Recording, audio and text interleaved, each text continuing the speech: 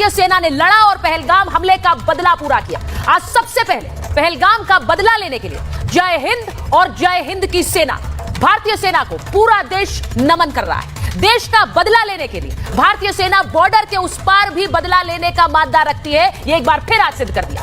आज पूरा देश कह रहा है जय हिंद और वंदे मातरम।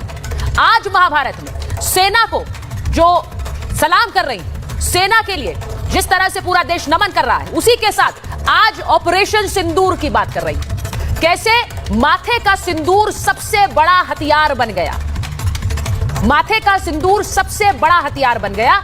रात 1:28 पर सेना का एक पोस्ट आया, ready to strike and train to win, यानी कि हमले के लिए तैयार है और जीत के लिए प्रशिक्षित है। इसके ठीक 23 मिनट के बाद भारतीय सेना ने पाकिस्तान में हुई स्ट्राइक्स को लेकर पुष्टि कर दी और पूरे देश को बता दिया कि सिर्फ पीओके नहीं, इस बार पाकिस्तान के अंदर हमला हुआ है, पाकिस्तान की नींव पर हमला हुआ है। पाकिस्तान भी इस बात पर भरोसा नहीं कर पा रहा था कि उसके देश के अंदर देर रात को भारतीय सेना ने दिवाली मना दी। 9 लोकेशंस पर प्रिसिशन स्ट्राइक्स की गई, जिनमें 5 पीओके के अंदर थी, लेकिन बहावलपुर, मुरीद के और सियालकोट में 4 लोकेशंस पाकिस्तान के अंदर के इलाके की हैं। यानी अब आतंकियों के लिए पाकिस्तान में कोई भी ठिकाना महफूज नहीं है, वहीं पकड़ कर मारेंगे। सेना ने पाकिस्तान के अंदर मारा है। पाकिस्तान मॉक ड्रिल का इंतजार करता रहा और यहां भारतीय सेना ने ऑपरेशन सिंदूर कर डाला। आतंकियों को और उनके ठिकानों को नेस्ता नैबूद कर दिया। इसी के साथ महाभारत में आपको यह भी बताऊंगी कि कैसे हाफिज सईद और मसूद अजहर की गर्दन तक पहुंच गई भारतीय सेना। हाफिज सईद और मसूद की गर्दन दबोच दी। जैश ए मोहम्मद का सरगना मसूद अजहर, हाफिज सईद, दोनों ही कैसे भारतीय सेना के टारगेट पर है। देश सोचता था कि क्या इंडिया मोस्ट वांटेड इन टेररिस्ट को घर में घुसकर मारा जा सकता है। आज भारतीय सेना ने कहा हां, हम ये भी कर सकते हैं। सेना ने दिखा दिया कि उनका हाथ इन आतंकियों की गर्दन तक पहुंच सकता है और उनका ट्रिगर इनके माथे पर। लश्कर ए तैयबा के हेडक्वार्टर को सीधे टारगेट किया गया। ये जो तस्वीर आप देख रहे हैं, पहले की तस्वीर देखिए, बहावलपुर में जैश का ये मुख्यालय और उसके बाद कैसे तहस नहस हुआ है लश्कर का ये मुख्यालय। कैसे भारतीय सेना ने इसे नेस्ता नाबूद किया है, आतंक का अड्डा उजाड़ दिया। जैश के सरगना मसूद अजहर के परिवार के 14 लोगों की मौत हो गई और मसूद अजहर कह रहा है मुझे भी मार देते, काश मेरी भी मौत हो जाती। यानी मसूद अजहर अब मौत मांग रहा है। भारतीय सेना ने अपनों को मारने के लिए सूद समेत वापस लौटाया है मसूद अजहर को। जनाजे निकल रहे हैं वहां पर। अपनों को खोने का गम क्या होता है, दर्द तो नहीं समझते, लेकिन ये दर्द आज इन्हें दिया गया जब अपने ही मारे गए और मसूद बोल रहा है काश मैं भी मर जाता। आज इसकी बात करूंगी महाभारत। इसी के साथ आपको बताती हूं कि पाकिस्तान में कैसे इमरजेंसी घोषित हो गई।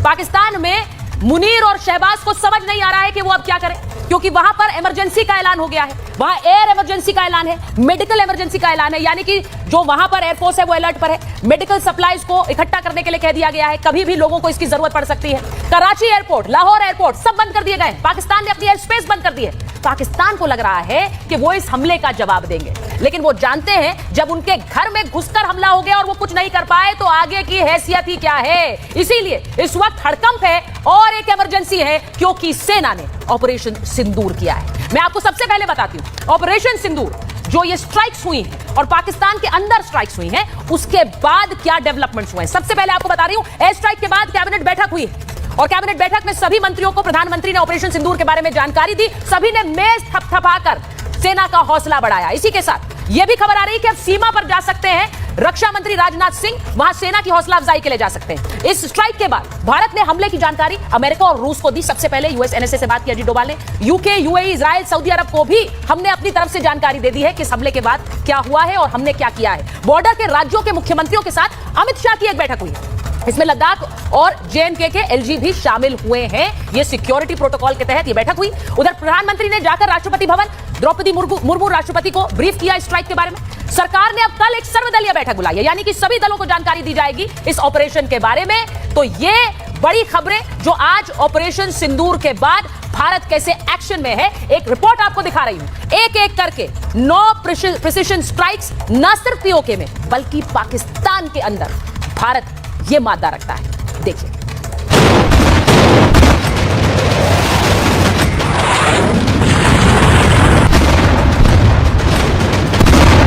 हिंदुस्तान ने ले लिया बदला।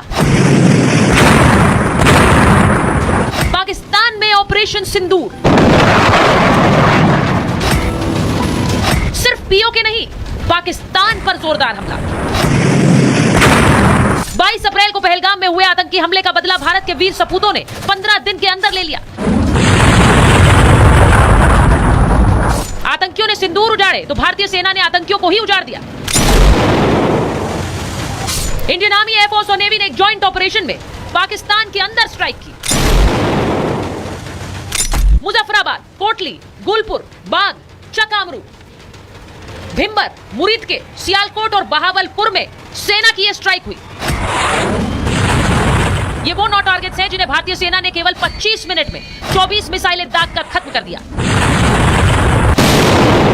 हिंदुस्तान ने एक ही रात में लश्कर, जैश और हिजबुल मुजाहिदीन के कैंप्स को खत्म करके आतंकियों की कमर ही तोड़ दी है।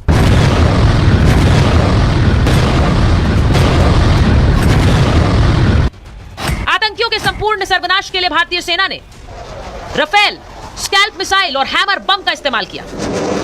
राफेल पर लगी स्कैल्प और हैमर बमों ने आतंकी ठिकानों को जमींदोज कर दिया।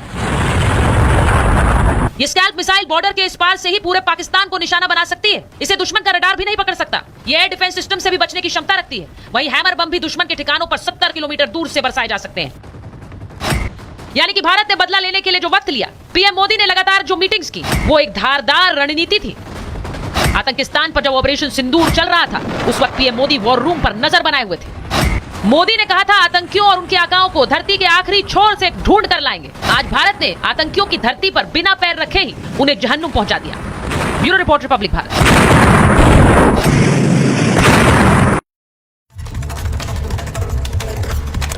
और मेरे साथ महाभारत में जो मेहमान जुड़ रहे हैं, मैं उनके पास जाऊं, क्योंकि आज बहुत गर्व के साथ जय हिंद कह के, वंदे मातरम कहकर इस शो की शुरुआत करना चाहती हूं। मेरे साथ major general GD Bakshi sir जुड़ रहे हैं, विंग कमांडर प्रफुल्ल बख्शी हमारे साथ हैं, हमारे साथ विंग कमांडर आलोक सहाय जुड़ रहे हैं, कैप्टन श्याम कुमार हमारे साथ जुड़ रहे हैं, हमारे साथ एनआईए के एक्स-डीआईजी एनएनडी दुबे जी जुड़ रहे हैं, कर्नल दिनेश नैन हमारे साथ हैं। मैं सबके साथ शुरुआत करूं उससे पहले जरा मैं एक तस्वीर दिखाना चाहती हूं कि आज प्रधानमंत्री नरेंद्र मोदी के बारे में जो जानकारी सामने आई कि ऑपरेशन सिंदूर जब हो रहा था, तो प्रधानमंत्री नरेंद्र मोदी कैसे उस ऑपरेशन को मॉनिटर कर रहे थे।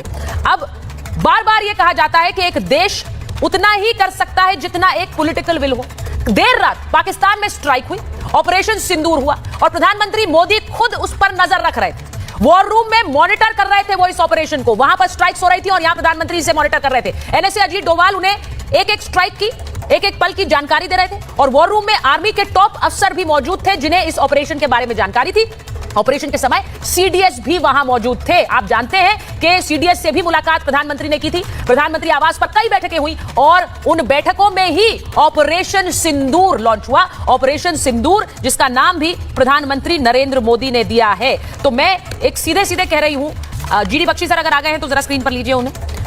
ये प्रधानमंत्री नरेंद्र मोदी ने इस ऑपरेशन सिंदूर को खुद मॉनिटर किया और मैं इसीलिए ये कह रही हूं कि एक बार जरा जिस तरह से ये स्ट्राइक्स हुई और उन स्ट्राइक्स को किया गया, मैं पहले इसका एक लबोलबाब इस तरह से समझूं। मेजर जनरल, अगर आप मेरी आवाज सुन पा रहे हैं, मैं एक चीज ये पूछूंगी कि जब ये स्ट्राइक्स हुई हैं, एसवीसी सिंह हमारे साथ जुड़े हुए हैं, SVP Singh. Major general, I am sorry अगर मैंने नाम के उच्चारण में कुछ गलती की हो तो आप मुझे सुधार दीजिएगा। मैं आपसे सिर्फ सर सबसे पहले जय हिंद, और आज का ये ऑपरेशन, आज का ऑपरेशन सिंदूर, ये क्या मैसेजिंग पाकिस्तान के लिए लेकर आया है, क्योंकि न सिर्फ